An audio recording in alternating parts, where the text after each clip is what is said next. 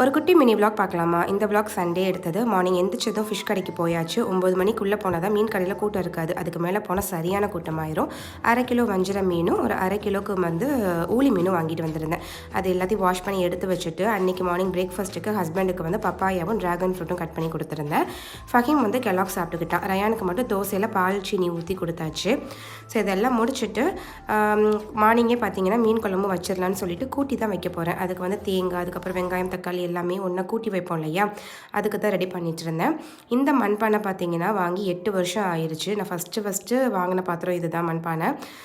இப்போ வரைக்கும் நல்லாவே வந்துட்டுருக்கு. மீன் குழம்பும் பார்த்தீங்கன்னா சூப்பராக ரெடி ஆகிடுச்சு.